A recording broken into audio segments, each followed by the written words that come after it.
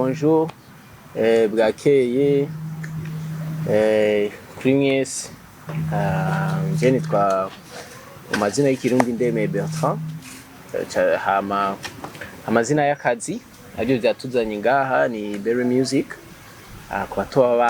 kubo batanzi, hama hano ko mutubona twese iyi ni The Beats and Creation, harimwo the same The Beats Band, nibaza ko bamwe mu bazi, hama nanje naserukiye brand yanje SPE, na jewe nyene Berry Music, is my official DJ wanje yitwa Patman, that's one of my manager, personal assistant yitwa Fireflame. Tukaba twakoraniye ngaha, nibaza ko abo ari bo baza kundusha kubivuga gose, bagire introduction. Murakoze. Murakoze, nanje nitwa Irankunda Jo Christian, ku mazina yo kuri scene nitwa Kiki Touré, nkaba ari jewe ndongoye Beats and Creations, igisata gikorera muri entertainment, cishinze ku guteza imbere umuziki ndundi n'akaranga ko mu Burundi, turabiye ku mpano abarundi basanzwe bafise, aribo abaririmbyi nka Berry Music n'abandi. Igikorwa rero nyamukuru caduhuje uno munsi ni produit nshasha twebwe tugerageje turiko turalansa, yerekeranye na yitwa Indundi Live Factory. Indundi Live Factory isigura yuko aba artiste bo mu Burundi turabashaka batangura kuvuza live mu ma concert yabo no mu bintu byabo bitandukanye, tukababona badugije produit yabo ku rugero rundi. Nivyo rero uno munsi twahuriye ko kugira dushobore kubitanguza icese imbere y'abatubona,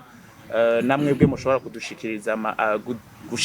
gushikisa amakuru kure. Nivyo vyaduhuje uno munsi. Kuri ahanye hari Eben niwe manager wa Beats, The Beats Band. Aba nabo mubona ngahanye hariho Pacific, asanzwe ari urongoye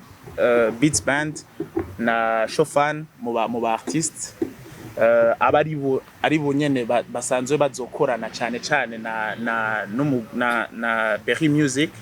kugira dushobore kugera kuri iyo ntambwe twishinze. Ku kibazo ubajije ca Beats and Creations dukora iki? Beats and Creations turi muri entertainment, dukora promotion ya art na talent y'abarundi. Mu gukora promotion ya art na talent y'abarundi no gushira hamwe inguvu kuvyo twebwe dushoboye n'ivyo bo bashoboye, tukabishira hamwe kugira havemo produit nziza ishobora kuryohera umu auditeur wese canke n'umuraba wese. Ugarutse ku co wambajije cerekeranye nuko n'ivyo tugiye gukorana nabo, ukungene tugiye kubikorana, novuga ko ari kuryohora cane indirimbo ziwe mu buryo bwa live music, kugira ashobore ashobora kugera imbere, ashobore gupresenta ikintu ciza gishobora kuja kuri échelle mondiale canke internationale, kugira dushobore kumubona ari umu artiste nk'abandi bose dusanzwe tubona ngaha anye muri sous region n'ahandi hose. Nico onye cane comme twebwe dufise inguvu zo kuvuza,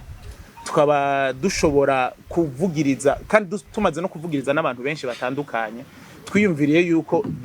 biri ngombwa yuko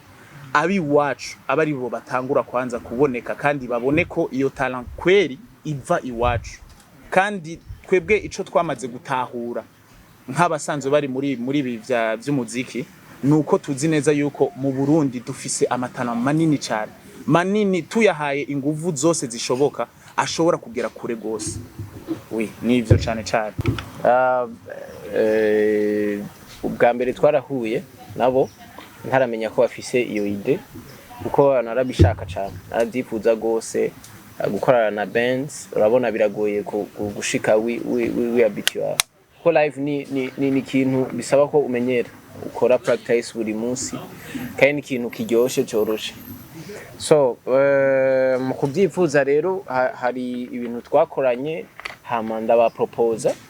nsanga iyo ide irahari ni juste ku mwanya wabo utari bwagere wo kwishira hanze hama ncambwa ati pourquoi pas tutotangurana na jewe sivyo uko uravye umuziki uno munsi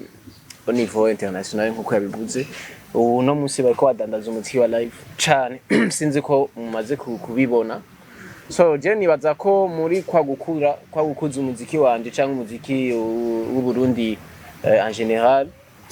nahisemwo kugira gose umuziki wa live kuko hari ibintu na submittinga byinshi bakansaba ama performance live urumva ivyo byose bikaba nk'ibisubiza inyuma so rero ngize ndabibakoza aca nsanga nabo barafise iyo ide aca turahuza aca ndavuga ati pourquoi pas tugira partenariat tugatangurira n'abandi ba artiste inyuma ndibaza ko bazogenda bamenyesha bariho baciye bakurikira hama ndavuga ati bana reka SPE igire partnership na The Beats and Creation sivyo hama nyene mbonero nakaryo kugira umu promoter canke wari wese zonyifuza kuri concert live abimenye kuzoza turi kumwe band unique ari The Beats band pardon nico nashatse kuvuga mugabo savye ko mpevye playback zoyigira nayo nyene mugabo unyifuza ama concert ya live amenye ko turi kumwe na The Beats band nico hanini nashaka kuvuga muri kwa gukura muri kwa gutera intambwe ngerageje kumwunganira nuko mu bintu vya mbere vyatujyoheye nuko twasanze umu artiste Berry Music yaramaze gutahura ica hari karaje yaramaze gutahura na step ikurikira iyariyo urumva biduha n'inguvu nyinshi biduha na courage yo kuvuga tuti reka dutangura ahubwo twatevye urumva kuko umaze kumva twebwe tukibifise muri ide ukumva umu artiste araje arakubwiye ati ahubwo nanje nivyo nashaka nta kuntu nakumwe tworeka kubitangura kubera nivyo bikenewe nivyakeneye kandi nivyo n'u Burundi ngahanye bukeneye kugira amatano atandukanye aduge hejuru ego kibazo ciza nibaza ko bigiye kongera ikintu kinini cyane kuko umuziki wa live ufise undi buryohe si ko no explaining no bisigura sisindi nguvu niyo ngenda akunda kuzoma karaoke yabo urafise izindi nguvu urafise ikindi kintu watira mu bantu sibyo so ni nawo natanguye mvuga ko uravye neza ugize analyse ku isi ari wo muziki ariko baragurisha sana kuruta bya playback ntibikiri kiba ni nawo muziki je nakuze nkunda nuko gusa kugira live urumva bya gitangura byarangora kubera byasaba band bigasaba ko mugira ama repetition kenshi kugira mumenyerane nanje urumva ubwo buryo sinari bwa buronke cengira imana rero nkaba bafise iyo ide nanje ndayifise nari ndabyifuza kuva kera kuko nkuko baba DJ ngo igiki bizonyongereza ikintu kinini cyane hari abantu baba bifuza kugutumira mu event kanaka mugabo bikabananira kwera batarabona performance yawe ya live cyuba ukuntu usubiramwe indirimbo zawe kuko urumva ku CD ntashobora kumva cyane Berry Music wariwe ijwi rya Berry Music riryoheye gute mugabo si ureze nswima urashobora kumva exactly mbe ya kwa kuntu yaririmba ni kwa kundi nyene canke cyuba bibaza rero ko je ni experience nini igiye kwiyongera ko gukorana deja n'umuntu afite uburambe ku ma platform menshi canke ama scene menshi live ntakikiture nibaza ko ari bake batamuzi hano so nibaza ko nico ari aho umuryango adodoye ko bigakunda tuzokora aho ndodoye bigakunda tuzokorana urumva ni kwa gukuza industry musicale kandi nico kintu nibaza ko twakwijukira kuja hamwe tugakorera hamwe hama ikindi nuko namwe mu bandanye mudushigikira ama media kuko atamwebye nta twebwe je ngo kumwa James twapasi hama ngabandongo yeto kufrend chef wayo hama ngandi kumwe n'ujejwe technique studio twenge tuvyiteguriye ko bimeze kose umuziki ni ama repetition menshi kuwaranja kugira abantu bazokumve nyene uburyohe bwa live music kubera ego nive nitwo tuvuza muri studio mugabo hariho touch ya studio hariho na touch ya stage studio ubwo rero twebwe tuzagerageza kwaranja imiziki yiwe turariko twishira ku rundi rwego byatwifashijemo na band dukorana nawe ari cyo gusa naserutse na shofani hari abandi benshi dukorana sibyo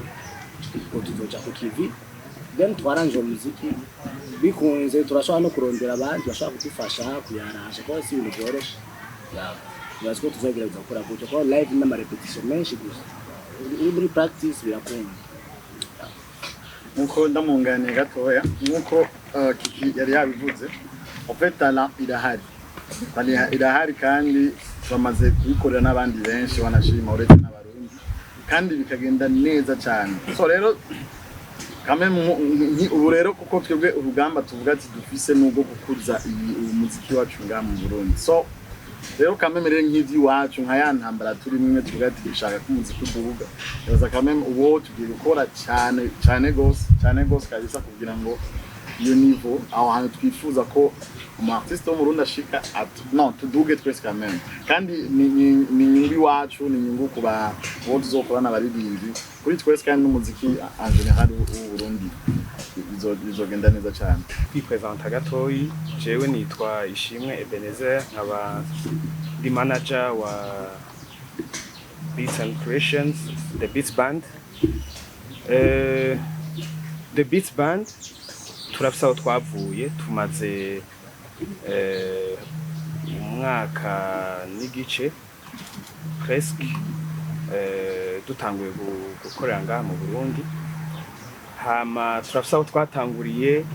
turafise abo twagiye turakorana muri live mvuze nk'abasani twavugirije bavuye hanze canke nabo ngaha mu Burundi rero the Beats management twebwe na hamwe na SPE ya Beri turafise entente twagiraniye mu mpapuro zanditse nta bugenzi burimo turi abantu bari professionnel de deux côtés turafise ivyo twumvikanyemo turiko tukaba dufise vision yavyo twese hamwe turiko turakorerako donc subugenzi canke ikintu canditse ni plan twagize nabo nyene barayumva niyo mpamvu nibaza yuko des deux côtés on gagne tous nta vyo kuvuga ngo ari ubugenzi canke ngo nabiri nakazi tugomba guteza imbere umuziki ndundi muri live no kuvuga ngerageje kwivuga ntituzohagarikira kuri Beri Music turafise n'abandi tumaze kuganira bariko barumva imigambi yacu ya Beats and Creations bariko barumva iyo turiko turaja donc ni ikintu gipanze ni ikintu canditse nibaza yuko ari ivyo none bikunganira gato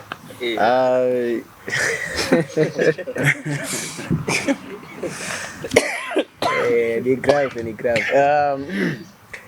nibaza ko nkuko yavuze nta bugenzi burimo ni juste gufatana kugira dutere imbere twese cyugo biranditse twaricaye turavyandika kugira turinde tubibamenyesha nuko twahisemo kubitangura rero bitakiri mu majambo so nibaza ko twebwe nta myaka twirimise ngo urumva ngo dukorana umwaka umwe amezi no tuzokorana habaye igihinduka nibaza ko tuzabamenyesha nkuko twabamenyesheje kuko urumva abantu turi mu rugamba go guteza imbere industry cyane cyane ya live urumva ntitwavuga ngo bizofata ngo mezi abiri ngo atatu cyuva kuko urabona kumengo twebe turacari inyuma gato saba ingufu nyinshi cyuva mugabo sinzi igihe bizosaba mugabo nibaza ko tagiye kinini kuko dushizemo ishaka nibaza ko Uburundi amatara mwese murabizi ko amatara ni menshi gose ni juste twari tubuze nyene initiative ngizi za The Beats and Creation zitanga kugira twese tudugire hamwe so nibaza ko rero nta dele turishirako ngo umwaka amezi kuko n'urugamba ngerageje kumunganira ahubwo jewe ico no kwishura ni dele bizofata kugira bizobe byatanguye kuzana amafru urumva nico kinini cyane kubera nayo umwanya bizodufata n'umwanya munini n'umwanya bisaba kwiyumvira niwo mwanya munini wonyene urimo urumva bimaze kuba tumaze gutangura gusohora ikintu ca mbere kimeze neza niho uzobona ko vya bintu koko nta mwanya bigira kuko urumva umuziki we updatinga ku mwanya bivugwa yuko Beri music mubona ubu muri uno mwanya siyo muzobona mu mwaka uza urumva nico conyene twe dushaka nidushaka yuko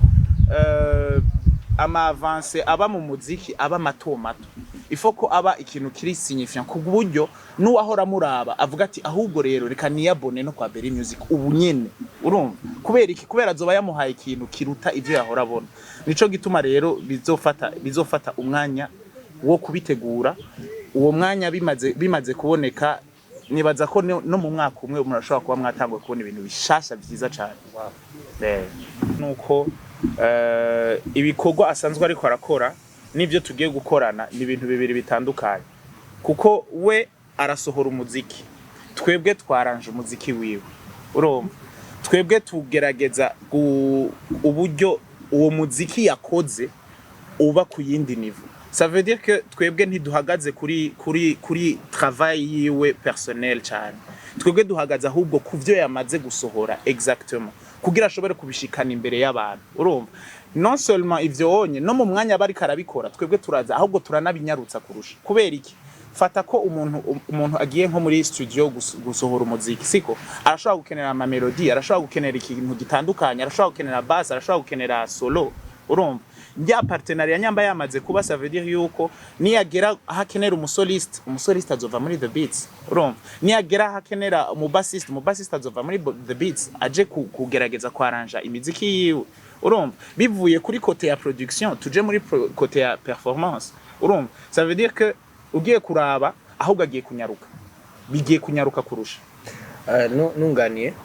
nkuko yaraje kubivuga cyane nkuko Alain yabajije hari abantu abapromoter bamwe canke ama evenement mamwe manini bagira ubwoba bwo kugutumira kuko urumva hari abantu baba papa canke abandi usanga akunda ntuza kumurimbira ibintu bya playback urumva yikundira utuziki tworoshe canke akumve tu vois hariho n'amasena amwe mudashobora gutambuka ko utaririmba live biragoye so nibaza ko ahanini no mu byatumye niyumvira gukorana nabo nico kongereza novuga gute experience ya concert uko ama concert playback kuri kuraraba ntuze yayo ikiragabanuka gatoyi kwisi yose bariko bagurisha umuziki wa live hariho n'ama concert hamwe ngahanye twe tureka gukora kubera atabushobozi bwa live dufise tu vois nakabe karaduga ukiye ukora live so nibaza ko rero aba promoter canke abandi bashobora kuba bariko baradukurikirana cyangwa baza kubona kino bino biganiro uzonyipfuza ndabamenyesha ko ngiye nanje gutangura umuziki wa live nk'abandi muri ya niveau yo gukura kuko umuntu ntiyoguma ahantu hamwe foko dukura tugakuza umuziki w'iwacu industry y'iwacu kuko bibone kumengo nitwe dusigaye nyuma kandi byose tubifise pourquoi pas tutoshira hamwe kugira tudugire hamwe ejo mu mwaka umwe nkuko yabivuze cyangwa imyaka ibiri unyumve ngeze ku indi step canke dramatique canke uwundi tu vois nibaza ko ari ico aba promoter bazondondera partie ya live turi kumwe na Better Creation the beats band pardon na playback ndayihebye ndashakora so nibaza ko ari ibyo Rwanda zanyuze ko cha kibazo cyuko mu Burundi mu kengero muhabwa agaciro gato agaca bituma n'agashara kaza kari gato bitegerezwa ko bifise abantu benshi muri music akeneye agafaranga gatobetse kugira kuri video namwe murakeneye energy kugira ngo isubire muri za practice za bigiye koro nico bita inguvu ofet nico bita inguvu ushizemo amafaranga vyogorana ico twebwe duharanira cyane no kubona produit kuko iyo produit imaze kuboneka amafaranga azoboneka amafaranga ntashobora kubura produit yabonetse kuko ntushobora kuba wotanga produit dufate yari kuri seti ukagira produit iri kuri 9 ice ironka amafaranga urumva. Donc navuga ko cyane duhagaze kuri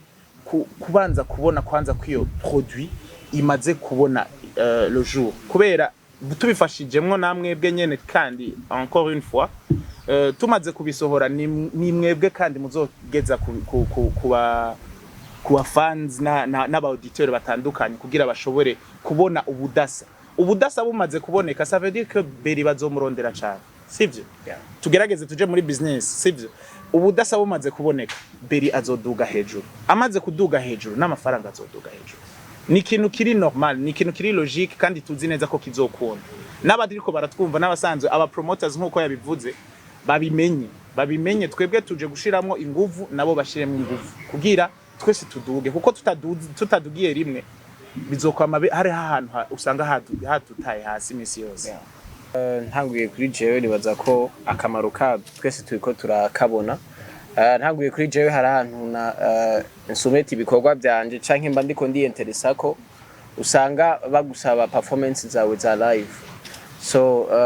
izo performance atazufise atazowafilmye none ushobora kuzifilma atavyo uhora ukora. Nibaza ko ata platform baguha uretse nko yaravuze ngo muri Amerika no muri Afrika hari ahantu henshi batakikwakira. Bijya tuvuga ngo twifuza gutwara umuziki wacu au niveau international ntibikunda, uno musi biraboneka ko bidakunda utakora umuziki wa live. So nibaza ko ari ico akamunotera abagenzi banje abaririmbyi, nibaza ko nabo nyene bo vyijukira abasigaye kuko bakuru bacu natari bose bakuru bacu nibaza ko bawukora cyane, bawukoze kandi kuva kera. Natwe rero turi ngaho kugira twige canke dutangurira aho bagejeje kugira natwe tugeze aho batashoboye kugeza. Nibaza ko ari ico boko wijukira nawo umuziki wa live kuko n'umuziki uryoshe kandi udandaza cyane kuruta playback, kuko umuntu aguhamagaye uri umwe playback kuri stage sico kimwe nuko yo duhamagara turi abantu bangana gutya. C'est pas possible. Uko yabivuze akanoti gaterezwa guca kaduga kandi nawe valeur iraduga kuko umuntu acavuga ati okay uyu ni artiste yikwije kuko aririmba byose en general ashoboye kuririmba byose mu circonstances yose. Je nanje ngerageje kurangiza no terakamo cyane kuri buri murundi wese asanzwe akorera muri industry y'umuziki na art zitandukanye yuko tudashize inguvu hamwe ibi bintu bizokwama bigoranye, kandi samajambo siki nibikorwa nico ushoboye nico nshoboye kugira dushobore kuduga hejuru, nico kintu conyene gikenewe. Nta mafaranga ntaki ivyonye biza mu nyuma. Ico ni cambere. Ica kabiri nashaka kwiadressa ku ba artiste. Aba artiste nashaka kwabwira yuko twebwe twaje kugira batera imbere kandi turabishaka ko batera imbere nkuko uko bishoboka kose turashaka ko batera imbere. Urumva nibaze imiryango iruguruye, ejo tuvugane turabe ico twokora tusubire tuteze imbere kandi nabandi kurusha ngaho honye. Hama ikindi naco ndacadressa kuba fan aba auditeur n'aba spectateur bose bashobotse mubandanye mu supporting umuziki w'u Burundi, kuko ata support dufise nta twosanga turiko dutamba twirorera, sivyo? Mubandanye mwumviriza streaming indirimbo za Berry Music, streaming indirimbo ndundi, streaming ku buryo nabone babisanta muri bo yuko ibintu biriko biraduga. Harageze yuko twebwe nyene twimenya twebwe nyene ukungene tuduza umuziki ndundi. Donc bivuye ku bafan, bivuye ku ma media, bivuye kuri twebwe tubikora, bivuye ku baririmbyi, byose bizoshoboka. Nyamurakoze. Siren Vibes TV.